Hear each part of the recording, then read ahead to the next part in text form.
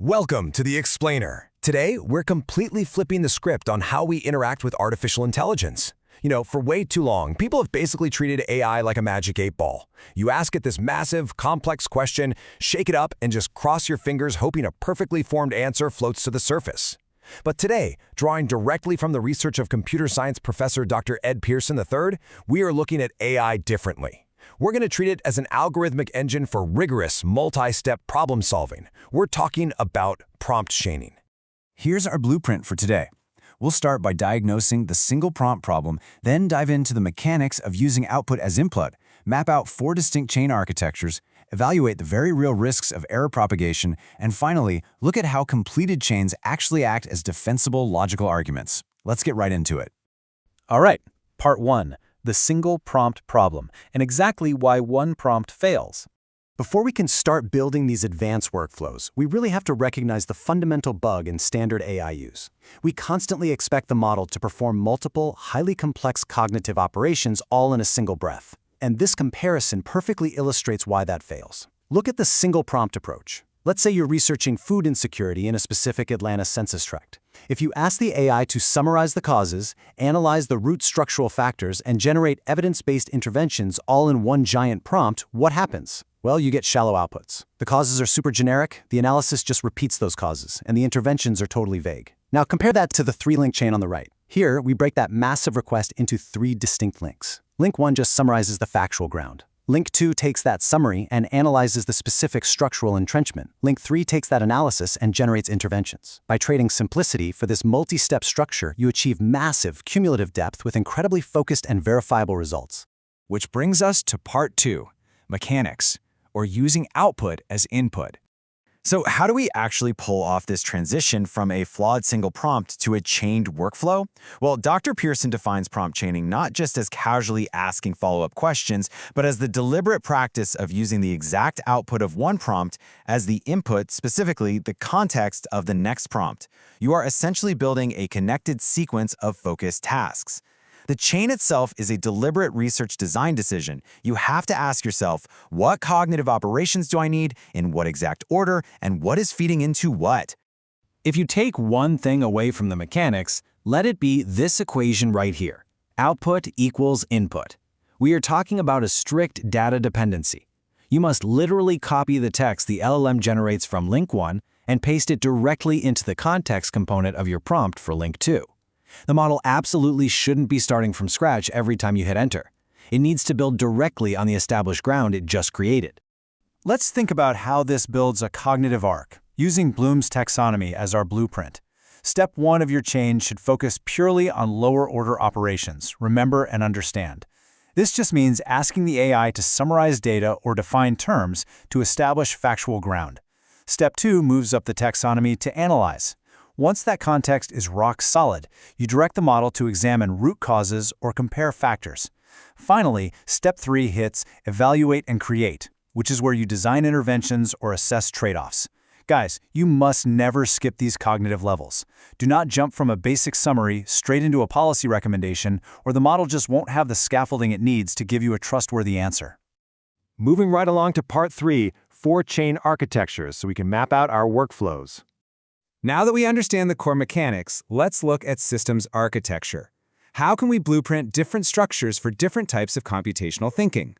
Well, there are 4 essential architectures. First up, the linear chain. A feeds B, which feeds C. This is your standard path for straightforward, sequential research. Second is the branching chain. Here, your initial summary, A, feeds into 2 parallel prompts, B1 and B2. So maybe you're exploring economic causes in one branch and structural causes in the other before recombining them. Third is the verification loop. This is a big one. It's where A feeds B, but then you pause to check B against strict quality controls. If it fails, you revise A and rerun B. And finally, recursive refinement, which incorporates iterative evaluation to constantly revise an output before moving to the next step. Honestly, most advanced, rigorous projects out there are going to use a combination of that simple linear chain deeply intertwined with those crucial verification loops. That naturally leads us into part 4, the risk of error propagation, and what happens when the chain breaks. Because let's be real, every system has vulnerabilities. So what actually happens when a link in our algorithmic chain breaks? Well, It's the terrifying journey of a single unchecked error. Look at step 1. A hallucinated fact, like maybe a completely made-up city ordinance, appears in link 2's output. Step 2, because you copy-pasted that output as input, that hallucination becomes the assumed unquestioned truth in link 3. By step 3, down in link 4, that single hallucinated statistic has mutated into a completely fabricated policy recommendation. The longer the chain, the further a single error can travel. This is exactly why you must absolutely gate every single link on quality. You have to verify data points against primary sources before you ever carry them forward. And beyond just hallucinations, we have to be hyper-aware of something called equity drift. As your chains lengthen over 4 or 5 links, the AI model will naturally start to just drop or soften the specific demographic and historical context you provided way back in link 1. Context simply does not transfer automatically in an LLM's mind. You must continually reread your context component and explicitly restate the affected community, the history, and the equity lens in every single link. Let's ground this theory by walking through a real-world scenario. This breaks down a capstone case study on the digital divide in Huntsville, Alabama. Look at how rigorously the context evolves here. In link 1, the task is simply to summarize 5 evidence-backed structural causes of broadband gaps. In link 2, the output of link 1 becomes the new context, and the model analyzes which 2 of those causes are most entrenched, explicitly reinserting the historical context of redlining and infrastructure disinvestment. Link 3 then takes that analysis to generate interventions for the city council. Finally, link 4 evaluates those exact interventions for feasibility and equity impact. Each link is hyper-focused. Each link builds its intelligence directly on the verified output of the last. All right, our final section, part 5, chains are logical arguments. It's time to shift our mental models. To wrap up this explainer, we need to completely shift how we think about what an AI output actually represents when we use this system. These are your strict rules of engagement. You must gate every link with quality checks. You must verify your data against primary sources. Seriously, cite the source, not the LLM. You must document your entire workflow architecture, because your peers need to evaluate your methodology, not just your conclusion. If you follow these rules, a well-designed prompt chain is no longer just a messy chat history. No way. It becomes a defensible, logical argument. Each link serves as a sturdy pillar of evidence supporting the next, leading to a conclusion that is structurally sound and logically derived. I want to leave you with this really profound thought from Dr. Pearson. The goal is not to use AI better. It is to think better with AI as your instrument.